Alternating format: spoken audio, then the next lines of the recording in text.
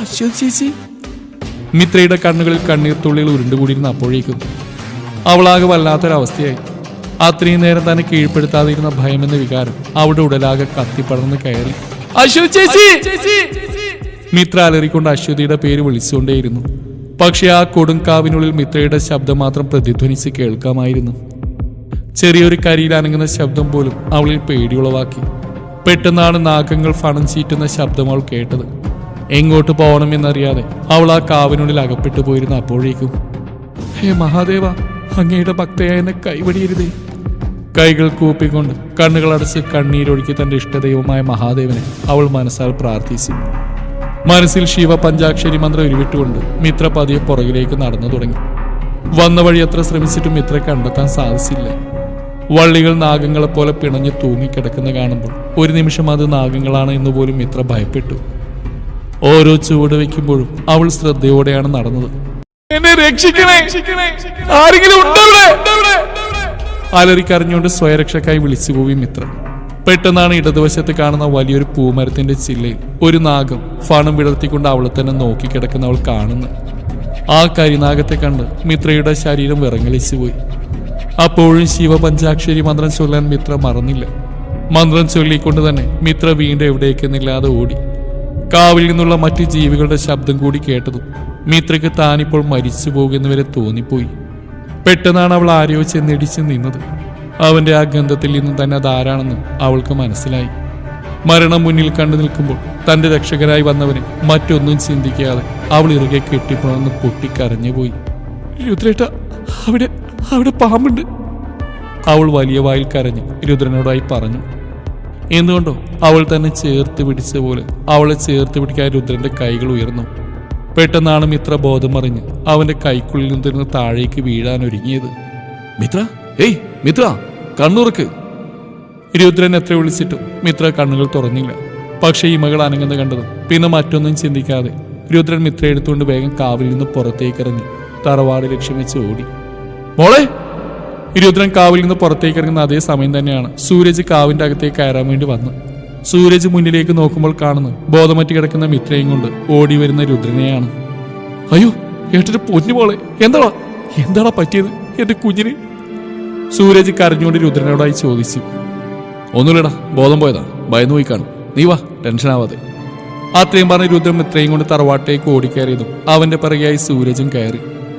മുഖത്ത് തണുത്ത വെള്ളം തളിച്ചതും മിത്ര തന്റെ ഇമകൾ ശ്രമപ്പെട്ട് തുറക്കാൻ ശ്രമിച്ചുകൊണ്ടേയിരുന്നു. അവസാനം പതിയെ കണ്ണുകൾ തുറന്നുകൊണ്ട് നോക്കിയതും അവൾ ആദ്യം കണ്ട രുദ്രനെയാണ്. ഇടതുവശത്തേക്ക് നോക്കിയപ്പോൾ കണ്ടു തന്റെ കൈകളിൽ പിടിച്ച് പൊട്ടിക്കരയുന്ന തന്റെ ഏട്ടനെ. മോളെ, ഏട്ടന്റെ കുട്ടിക്ക് ഇപ്പൊ എങ്ങനെയുണ്ട്? മിത്രയുടെ തലയിൽ തലോടിക്കൊണ്ട് സൂരജ് അല്പം വേവലാതിയോടെ ചോദിച്ചു. എനിക്കൊന്നുമില്ല ഏട്ടാ, ഞാനൊന്ന് ഭയന്നു പോയതാ. എന്തിനാ മോളെ നീ ആ പിശാചിന്റെ വാക്കിട്ട് അവിടെ കൂടെ പോവാനൊരുങ്ങിയത്? അത് പിന്നെ അശ്വതി ചേച്ചിയുടെ മൊബൈൽ ഫോൺ കാണാനില്ലെന്ന് പറഞ്ഞപ്പോ ചേച്ചി എന്നെ നിർബന്ധിച്ചോണ്ടാ.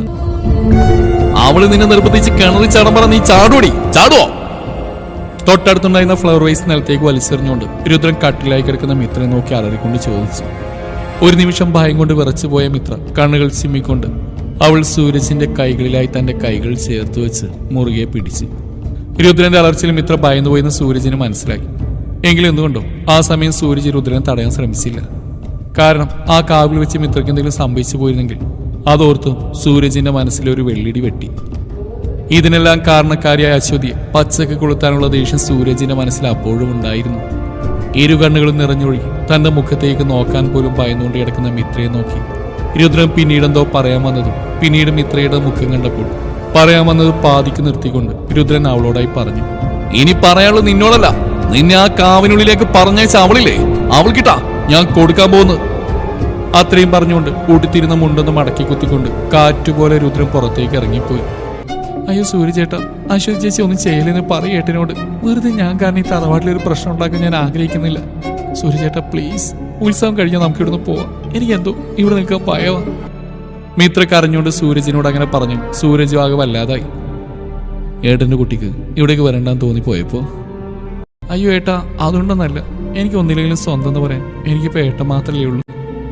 പിന്നെ ഏട്ടൻ പറഞ്ഞില്ലേ ഉത്സവം കഴിഞ്ഞാൽ നമുക്ക് തിരിച്ചു പോകാമെന്ന്, ഞാൻ അതുകൊണ്ട് പറഞ്ഞതാ, അല്ലാതെ ഒന്നും. അത്രയും പറഞ്ഞുകൊണ്ട് മിത്ര തന്നെ നിറഞ്ഞ കണ്ണുകൾ സൂരജ് കാണാതിരിക്കാൻ വേണ്ടി തലതാഴ്ത്തിയിരുന്നു. മിത്രയുടെ കണ്ണിൽ നിന്ന് ഉതിർന്നു വീഴുന്ന കണ്ണുനീർ കണ്ടതും സൂരജ് ആകെ വല്ലാതെയായി.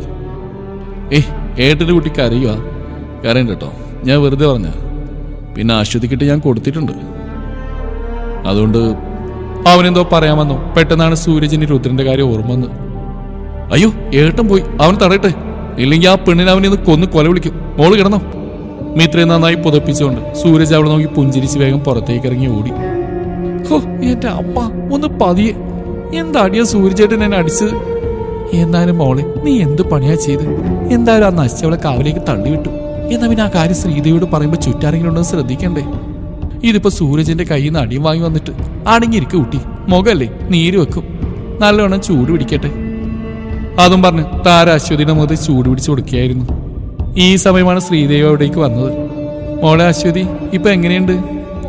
ശ്രീദേവി അല്പം വിഷമത്തോടെ അശ്വതിയോട് ചോദിച്ചു. കുഴപ്പമില്ല ആന്റി, ഇടതുകളിലാണ് അടി കിട്ടിയത്, അതുകൊണ്ട് അവിടെ മാത്രം ലേശം തിണർത്തിയിട്ടുണ്ട്, ഒപ്പം വീങ്ങിയിട്ടുണ്ട്. അശ്വതി അല്പം സങ്കടത്തോടെ പറഞ്ഞു. എന്നാലും സാരമില്ല, ആ നശിച്ചവൾ ഇപ്പൊ ചത്തു മരിച്ച് കിടക്കുന്നുണ്ടാവും കാവില്. എനിക്കൊന്ന് കിട്ടിയാലും സാരമില്ല, ആ ശല്യം ഒഴിഞ്ഞു പോയല്ലോ നശൂലം. അശ്വതി പകയോടെ ശ്രീദേവിയോടും താരയോടുമായി പറഞ്ഞു. അശ്വതി! രുദ്രന്റെ അലർച്ചയിൽ ഒരു നിമിഷം താരയുടെ കയ്യിലുണ്ടായിരുന്ന തുണി നിലത്തേക്ക് വീണുപോയി. ഞെട്ടിക്കൊണ്ട് മൂന്നുപേരും നോക്കിയതും കണ്ടു. ഹാളിൽ ദേഷ്യം കൊണ്ട് മുറുകിയ മുഖത്തോട് തങ്ങളെ മൂന്നുപേരെയും നോക്കി നിൽക്കുന്ന രുദ്രനെ. ഒരു നിമിഷം രുദ്രന്റെ കണ്ണുകളിലേക്ക് നോക്കാൻ അശ്വതി ഒന്ന് ഭയന്നു. അപ്പോഴത്തെ അവന്റെ മുഖഭാവം ചെകുത്താനും തുല്യമായിരുന്നു. ഭയം കൊണ്ട് അശ്വതി അറിയാതെ ശ്രീദേവിയുടെ കൈകളിലേക്ക് തന്റെ കൈകൾ ചേർക്കാൻ ഒരുങ്ങിയതും, പക്ഷെ അതിനു മുന്നേ തന്നെ കാറ്റുപോലെ പാഞ്ഞു വന്നു. രുദ്രൻ അശ്വതിയെ പിടിച്ച് അവർക്കിടയിൽ നിന്ന് വലിച്ച് തന്റെ മുന്നിലേക്ക് നിർത്തി ഇരു കവിളിലുമായി മാറി മാറി അടിച്ചു. ഇരുമ്പ് പോലെയുള്ള രുദ്രന്റെ കൈ കൊണ്ടുള്ള അടിയിൽ അശ്വതി തെറിച്ച് സോഫ സെറ്റിയുടെ ഭാഗത്തേക്ക് വീണുപോയി. കൂടാതെ സെറ്റിയിൽ അവിടെ തലവെച്ചടിച്ച് നെറ്റിമുറിഞ്ഞ് ചോര വരുന്നുണ്ടായിരുന്നു. അയ്യോ എന്റെ പൊന്നു പോലെ! താര അലറിക്കറിഞ്ഞുകൊണ്ട് അശ്വതിയുടെ അടുക്കിലേക്ക് പോവാനൊരുങ്ങിയതും രുദ്രന്റെ അലർച്ച ഒരേ സമയമായിരുന്നു. അവിടെ നിന്നോണം, പൊന്നുമോണ്ട് അടുത്തേക്കെങ്ങാനും പോയാ അടുത്ത് കിട്ടും നിങ്ങൾക്കായിരിക്കും. അറിയാലോ രുദ്രദേവിനെ, എനിക്ക് സ്വന്തം ബന്ധം സ്ഥാനമൊന്നുമില്ല, അതോർത്ത് വേണം പുന്നാര മോട്ട് അടുത്തേക്ക് പോവാൻ. ഒരു നിമിഷം രുദ്രന്റെ വാക്കിൽ തറഞ്ഞു നിന്നുപോയി താരയും ശ്രീദേവി. അതെ, സത്യമാണ്, രുദ്രന് ബന്ധങ്ങൾക്കൊന്നും യാതൊരു വിലയും കൽപ്പിക്കുന്നവനല്ല. അവൻ ആകെ ഇവിടെ ബഹുമാനിക്കുന്നത് അവന്റെ അമ്മയെയും അച്ഛനെയും മുത്തശ്ശനെയും മാത്രമാണെന്ന് അവരാ നിമിഷം ഓർത്തെടുത്തു. ഭയം കൊണ്ട് വിറങ്ങലിച്ച് അവർ അവിടെ തന്നെ നിന്നുപോയി. അവരെ ഒന്ന് ഇരുത്തി നോക്കിക്കൊണ്ട് രുദ്രൻ പാഞ്ഞു വന്ന് അശ്വതിയുടെ വലത് കൈയിലായി പിടിച്ച് അവളെ എഴുന്നേൽപ്പിച്ച് നിർത്തി. രുദ്രന്റെ പിടിയിൽ അശ്വതിക്ക് തന്റെ വലത് കൈയുടെ കൈക്കുഴ പറഞ്ഞു പോകുന്ന പോലെ തോന്നി. എന്റെ കൈ!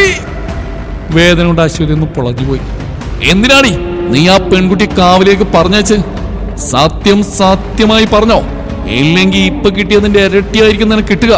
അറിയാനെന്ന് എനിക്ക് ഈ രുദ്രദേവിനെ. രുദ്രന്റെ തീക്ഷ്ണതയേറിയ കണ്ണുകളിലേക്ക് നോക്കാൻ പോലും ഭയന്നു അശ്വതി വിറച്ചുപോയി. എങ്കിലും താൻ ഇപ്പൊ ഒന്നും പറഞ്ഞില്ലെങ്കിൽ തന്നെ കൊല്ലും രുദ്രനെന്ന് അവൾക്ക് ഉറപ്പായി. അത് പിന്നെ എന്റെ മൊബൈൽ ഫോൺ. വിക്കി എങ്ങനെയൊക്കെയോ അശ്വതി അവന്റെ മുഖത്തേക്ക് നോക്കാതെ താഴേക്ക് നോക്കിക്കൊണ്ട് പറഞ്ഞു. കള്ളം പോയി പണം പോളെ! അവന്റെ അടുത്തടിയിൽ അശ്വതിക്ക് തന്നെ തല പെരിക്കുന്നവരെ തോന്നി. വായിൽ രക്തച്ചുവ അവൾ അറിയുന്നുണ്ടായിരുന്നു. എങ്കിലും അവനോട് സത്യം പറയാൻ അവൾക്ക് തോന്നിയില്ല. കാരണം സത്യം പറഞ്ഞാൽ ചിലപ്പോൾ മുത്തശ്ശൻ തന്നെ വീട്ടിൽ നിന്ന് തന്നെ പുറത്താക്കുമെന്ന് അവൾക്ക് ഉറപ്പുണ്ടായിരുന്നു. സത്യമായി പറഞ്ഞു അശ്വതി, ഇല്ലെങ്കിൽ നിന്നെ ഞാൻ ഇവിടെ കൊന്നു കുഴിച്ചു മൂടും. ഒരുത്തനെ ഈ രുദ്രന്റെ നേർക്ക് നേർന്ന് ചോദിക്കില്ല. വെറുതെ എന്റെ കൈ കൊണ്ട് മരണം കൈവരിക്കാൻ നിനക്ക് ആഗ്രഹമില്ലെങ്കിൽ സത്യമായി പറഞ്ഞോ. എടാ, ഞങ്ങളുടെ മോള്, അവള് പറഞ്ഞ സത്യ, അവളുടെ മൊബൈൽ ഫോണ്. ശ്രീദേവി പേടികൊണ്ട് ഉമ്മിനീരിറക്കിക്കൊണ്ട് എന്തോ രുദ്രനോട് പറയാൻ വേണ്ടി ഒരുങ്ങിയതും. ശബ്ദിക്കരുത് നിങ്ങൾ പറയുന്ന കള്ളം തൊണ്ട വിടാതെ വിഴുങ്ങാൻ ഞാൻ നിങ്ങളുടെ മകൻ വൈഭവല്ല. മേലിൽ എന്നോട് സംസാരിക്കുമ്പോ സൂക്ഷിച്ച് സംസാരിക്കണം, മനസ്സിലായല്ലോ? അറിയാത്തന്നെ ഭയം കൊണ്ട് ശ്രീദേവി രുദ്രനെ നോക്കി തലയാട്ടിപ്പോയി. പറയടി, പറയാൻ. സത്യം മുഴുവൻ നിന്റെ വായിൽ നിന്ന് എനിക്ക് കേൾക്കണം. അതും പറഞ്ഞ് വീണ്ടും അടിക്കാൻ അശ്വതിക്ക് നേരെ കയ്യോങ്ങി രുദ്രന് സൂരജ് ഓടി വന്ന് പുറകിൽ നിന്ന് വട്ടം പിടിച്ചു. വേണ്ട രുദ്ര, വിട്ടേക്ക്. ഇനി അടിച്ച അവള് ചത്തുപോകും. ചാവട്ടടാ, അല്ലെങ്കിൽ ഇവളെ പോലത്തെ മനസ്സാക്ഷി ഇല്ലാത്തൊന്നും ജീവിച്ചിരിക്കാൻ പാടില്ല. ഞാനൊരു സെക്കൻഡ് വൈകിയിരുന്നെങ്കിൽ മിത്രയിപ്പോ ജീവനോടെ കിട്ടുമായിരുന്നില്ല. മനസ്സാക്ഷി ഇല്ലാത്ത ജന്തു! എങ്ങനെ തോന്നിയിട്ട് നിനക്ക് ആ പെൺകുട്ടി അവിടേക്ക് പറഞ്ഞേക്കാൻ? നിന്റെ ഞാൻ കലി തീരാതെ രുദ്രൻ വീണ്ടും അശ്വതിയുടെ നേർക്ക് പാഞ്ഞെടുത്തു. സൂരജ് അവന്റെ ബലം മുഴുവൻ ഉപയോഗിച്ച് രുദ്രനെ പിടിച്ചെടുത്തിക്കൊണ്ട് പറഞ്ഞു, ഇത്രക്കൊന്നും പറ്റിയില്ലല്ലോ രുദ്ര, അല്ലെങ്കിൽ ഇവിടെ തള്ളിയിട്ടൊന്നും കാര്യമില്ല, നന്നാവില്ലെന്നുള്ളത് അവിടെ തറയിൽ എഴുതി വെച്ചാ മതി രുദ്ര, വരാനല്ലേ നിന്നോട് പറഞ്ഞു. സൂരജ് ബലമായി രുദ്രനെ പിടിച്ചുകൊണ്ട് പുറത്തേക്ക് കൊണ്ടുപോയി. അപ്പോഴും തിരിഞ്ഞുകൊണ്ട് രുദ്രൻ അശ്വതിയെ മുറുകിയ മുഖത്തോടെ നോക്കുന്നുണ്ടായിരുന്നു. അയ്യോ എന്റെ പൊന്നു മോളെ! ഓടി വന്ന് തളർന്ന് നിലത്തിരിക്കുന്ന അശ്വതി എങ്ങനെ പിടിച്ചെഴുന്നേൽപ്പിച്ച് സെറ്റിയിലേക്ക് ചേർത്തിരുത്തി താര. അമ്മേ, എന്നെ ഹോസ്പിറ്റലിലെത്തിക്ക്. എനിക്ക് വായനക്കാൻ സാധിക്കുന്നില്ല, അതുപോലെ കൈയിന്റെ എല്ലൊടിഞ്ഞൊന്നൊരു സംശയമുണ്ട്. കാറ്റ് പോലെയാണ് അശ്വതിയുടെ ശബ്ദം പുറത്തേക്ക് വരുന്നത്, അത്രയും നേർമയിൽ. താര തന്റെ ചെവി അശ്വതിയുടെ ചുണ്ടുകൾക്കടുക്കിലേക്ക് ചേർത്ത് വെച്ചുകൊണ്ടാണ് അത്രയെങ്കിലും കേട്ടത്. ശ്രീദേവി, വൈബേനെ വിളിക്കുക, നമുക്ക് മോളിപ്പോ തന്നെ ഹോസ്പിറ്റലിലേക്ക് കൊണ്ടുപോകണം. ആ ചേച്ചി. ശ്രീദേവി വൈബേനെ വിളിക്കാൻ വേണ്ടി ഓടി പുറത്തേക്ക് ഇറങ്ങി. സൂരജ് എന്നെ വീടാണല്ലേ പറഞ്ഞത്, അവളെ ഞാൻ ഇന്ന് കൊല്ലും. രുദ്രന് തന്റെ ദേഷ്യം അടക്കാൻ സാധിക്കുന്നില്ലായിരുന്നു. ഈ സമയം സൂരജ് ബലമായി രുദ്രനെ പിടിച്ചുകൊണ്ടുവന്ന് ഹാളിന്റെ മറുസൈഡിലായിട്ടുള്ള മുറിയിലേക്ക് കയറി ബലമായി അവനെ പിടിച്ച് അവിടെയുള്ള ബെഡിലായിട്ട് ഇരുത്തി. ദേഷ്യം അടക്കാൻ സാധിക്കാതെ കൈമുഷ്ടി ചുരുട്ടി പിടിച്ച് രുദ്രൻ വല്ലാത്തൊരവസ്ഥയിലായിരുന്നു. രുദ്രന്റെ ദേഷ്യത്തിന്റെ കാരണം ന്യായമായതുകൊണ്ട് തന്നെ സൂരജിന് അവരോടൊന്നും എതിർത്ത് പറയാൻ സാധിക്കുന്നില്ലായിരുന്നു. എങ്കിലും അവന്റെ തൊട്ടടുത്തായിരുന്നുകൊണ്ട് മുന്നിലെ തറയിലേക്ക് നോക്കിക്കൊണ്ട് സൂരജ് രുദ്രൻ കേൾക്കാനെന്നോണം പറഞ്ഞു, നോക്കി രുദ്രൻ, അശ്വതി ചെയ്ത തെറ്റിന് നീ അവൾക്ക് ശരിക്കും കൊടുത്തിട്ടുണ്ട്. ഇനി ഇതിന്റെ പേരിൽ നീ അവളുടെ മേൽ കൈവെക്കരുത്, കാരണം ഇതൊരു പെൺകുട്ടിയാണ്. നിന്റെ അടിയിൽ ചിലപ്പോൾ അവൾ ചത്തുപോകും. പിന്നെ കാര്യങ്ങൾ ഇവിടെ തീർന്നു കരുതണ്ട, ചിലപ്പോൾ മുത്തശ്ശി എങ്ങനെ തറിഞ്ഞ ഈ പ്രശ്നം വലിയ രീതിയിലായിട്ട് മാറാൻ അധികം നേരം വേണ്ട. അതുകൊണ്ട് നീ തൽക്കാലത്തേക്കൊന്ന് നടക്കും. എന്തായാലും മിത്രമോൾക്കൊന്നും സംഭവിച്ചില്ലല്ലോ, അതന്നെ വലിയ കാര്യം. നീ നിന്റെ മുറി പോയിട്ടൊന്ന് റെസ്റ്റ് എടുക്കുക, ഉത്സവം കടക്കാറേ, അത് ഓർമ്മയിൽ വേണം. ഞാനൊന്ന് മിത്രയുടെ മുറിയിലേക്ക് പോവാം. അത്രയും പറഞ്ഞ സൂരജ് രുദ്രന്റെ തോളിലായും തട്ടിക്കൊണ്ട് പുറത്തേക്ക് ഇറങ്ങിപ്പോയി. ഈ സമയമെല്ലാം രുദ്രന്റെ മനസ്സിലൂടെ മിത്രയുടെ നിറഞ്ഞ കണ്ണുകളും മുഖവും ഓടി മാഞ്ഞു. ഛേ, തനിക്ക് എന്താണ് ഈ സംഭവിക്കുന്നത്? എന്തിനാണ് ഇപ്പൊ താൻ അശ്വതിയെ പോയി അടിച്ചത്? അതിന് മാത്രം എനിക്ക് ആരാണ് മിത്ര? അവൾ ഞാനുമായിട്ട് എന്താണ് ബന്ധം? ഇല്ല, ഒരു ബന്ധവും ഇല്ല. അവളിപ്പോ സൂരജിന്റെ അനിയത്തിയാ. ആ ഒരു ബന്ധം മാത്രമേ എനിക്കും അവളോടുള്ളൂ. രുദ്രന്റെ ചോദ്യത്തിന് അവൻ തന്നെ മനസ്സിൽ ഉത്തരം കണ്ടുപിടിക്കുക തന്നെ ചെയ്തു. മിത്രയെക്കുറിച്ചുള്ള ഓർമ്മകൾ വീണ്ടും തലയിലേക്ക് ഇരച്ചു കയറി വന്നു. ആ തലയൊന്ന് കുടഞ്ഞുകൊണ്ട് മുറിയിലേക്കായി ധൃതിയിൽ നടന്നു നീങ്ങി രുദ്രൻ. കാഷ്വാലിറ്റിയുടെ മുമ്പിൽ അക്ഷമരായി കാത്തിരിക്കുകയാണ് താരയും ശ്രീദേവിയും വൈബും. അശ്വതി കാഷ്വാലിറ്റിയിലേക്ക് കയറ്റിയിട്ട് അല്പസമയമായി. ഇതുവരെ ഡോക്ടർ പുറത്തേക്ക് വരികയോ അവരുടെ എന്തെങ്കിലും സംസാരിക്കുകയോ ചെയ്തിട്ടില്ല. അശ്വതി എന്ന പേഷ്യന്റെ കൂടെ വന്നവരാരെങ്കിലും ഉണ്ടോ? നേഴ്സ് പുറത്തേക്ക് വന്നിട്ട് ചോദിച്ചു. ആ ഉണ്ട്. ശ്രീദേവി വേഗം എഴുന്നേറ്റുന്നോട് നേഴ്സിനോട് പറഞ്ഞു. എന്നാൽ നിങ്ങൾ അകത്തേക്ക് ചെല്ലും, ഡോക്ടർ നിങ്ങളെ വിളിക്കുന്നുണ്ട്. അതും പറഞ്ഞ് നേഴ്സ് അകത്തേക്ക് കയറിപ്പോയി. Excuse me doctor. തന്നെ ആരോ പുറകിൽ നിന്ന് വിളിക്കുന്ന കേട്ട് ഡോക്ടർ തിരിഞ്ഞു നോക്കിയതും കണ്ടു ഒരു യുവാവിനെയും മറ്റു രണ്ട് സ്ത്രീകളെയും. യെസ്, ഞങ്ങൾ അശ്വതിയുടെ റിലേറ്റീവ്സ് ആണ്. ഓ, ആക്ച്വലി ആ കുട്ടിക്ക് എന്താണ് സംഭവിച്ചത്? അത് പിന്നെ മോളൊന്ന് വീണതാ ഡോക്ടർ. താര വേഗം ഡോക്ടറോട് പറഞ്ഞു. താര എങ്ങനെ പറഞ്ഞപ്പോൾ ഡോക്ടർ ഒന്ന് പുഞ്ചിരിക്കുക മാത്രമാണ് ചെയ്ത്. എന്നിട്ട് താരയുടെ മുഖത്ത് നോക്കി പറഞ്ഞു, ആ കുട്ടി വീണമെന്നല്ല, ആരോ നല്ലവണ്ണം ആ കുട്ടിയെ തള്ളിയിട്ടുണ്ട്. പിന്നെ നിങ്ങൾ വീണതാണെന്ന് ഇങ്ങനെ ഉറപ്പിച്ച് പറയുമ്പോൾ ഞാനായിട്ട് മാറ്റി പറയുന്നില്ല. എന്തായാലും ഷോൾഡറിൽ നിന്ന് കൈക്കൂടെ അകന്നു പോയിട്ടുണ്ട്. അതുകൊണ്ട് കുറച്ച് ദിവസം കൈ ഹാങ് ചെയ്തിട്ടുണ്ട് നടക്കാം, അനക്കരുത്. പിന്നെ മുഖെല്ലാം നല്ലവണ്ണം വീങ്ങിയിട്ടുണ്ട്, 2 പല്ല് ഇളകിയിട്ടുണ്ട്. വീക്കുള്ളതുകൊണ്ട് അത് കുറയാനുള്ള മെഡിസിൻ തരാം. പിന്നെ കഞ്ഞി പോലുള്ള ചവക്കാൻ ബുദ്ധിമുട്ടില്ലാത്ത ഭക്ഷണങ്ങൾ കൊടുത്താൽ മതി. പിന്നെ വേദന ഉണ്ടാവും, അതെല്ലാം മരുന്ന് കൂടി എഴുതുന്നുണ്ട്. അത്രയും പറഞ്ഞ ഡോക്ടർ പുറത്തേക്ക് ഇറങ്ങാൻ ഒരുങ്ങിയത്. പെട്ടെന്നാണ് വൈഭവ് ഡോക്ടറുടെ പിറകിൽ നിന്ന് വിളിച്ച്, ഡോക്ടർ, അശ്വതി ഞങ്ങൾക്കിപ്പോൾ വീട്ടിലേക്ക് കൊണ്ടുപോകാൻ പറ്റുമോ? Yes, of course. നിങ്ങൾക്ക് ആ കുട്ടി ഇപ്പോൾ തന്നെ കൊണ്ടുപോകാം. പിന്നെ നെറ്റിയിൽ ചെറിയൊരു മുറിവുണ്ട്, അത് ഞങ്ങൾ ഡ്രസ്സിങ് ചെയ്താണ്. അതുകൊണ്ട് തല 2 ദിവസത്തേക്ക് നനക്കണ്ട. അത്രയും പറഞ്ഞൊന്ന് പുഞ്ചിരിച്ചുകൊണ്ട് ഡോക്ടർ പുറത്തേക്ക് ഇറങ്ങിപ്പോയി. 3 പേരും തൊട്ടപ്പുറത്തെ ബെഡിലായിരിക്കുന്ന അശ്വതിയെ നോക്കി. സത്യത്തിൽ അവൾ കണ്ടത് 3 പേർക്ക് വല്ലാത്ത സഹതാപം തോന്നി അശ്വതിയോട്. മുഖമെല്ലാം വീർത്തു, കണ്ണുകളുടെ ഒരു വശമെല്ലാം ചോര കല്ലിച്ച് അവളുടെ ഇരുകവളിൽ രുദ്രന്റെ 5 കൈവിരൽ പാടുകൾ തെളിഞ്ഞ് കാണാമായിരുന്നു. ആരും ഒന്നും സംസാരിക്കാതെ വേഗം അശ്വതിയെ പതി എഴുന്നേൽപ്പിച്ചുകൊണ്ട് ആശുപത്രിയിൽ നിന്നും പുറത്തേക്ക് ഇറങ്ങി. ദിവസങ്ങൾ ഓടി മറിഞ്ഞുകൊണ്ടേയിരുന്നു. ഇതിനിടയിൽ രുദ്രന് പലപ്പോഴും തറവാട്ടിൽ നിന്ന് മാറി നിൽക്കേണ്ട സാഹചര്യം വന്നു. സ്വകാര്യമായി ഏതോ കേസ് അന്വേഷിക്കാൻ തിരക്കിലാണ് രുദ്രൻ. അതുകൊണ്ട് തന്നെ തറവാട്ടിലേക്കുള്ള അവന്റെ വരവൊന്ന് കുറഞ്ഞിരുന്നു.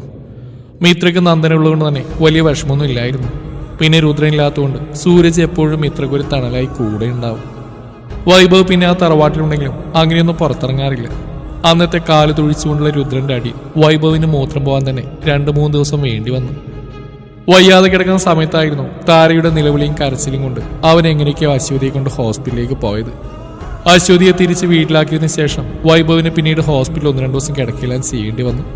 അതുകൊണ്ട് തന്നെ തൽക്കാലത്തേക്ക് അവനൊന്ന് അടങ്ങിയെങ്കിലും രുദ്രനോടുള്ള പക അവന്റെ കണ്ണുകളിൽ എരിയുന്നുണ്ടായിരുന്നു. രുദ്രനെ തകർക്കാൻ വേണ്ടിയുള്ള നല്ലൊരു അവസരത്തിനായി വൈഭവും കാത്തിരുന്നു.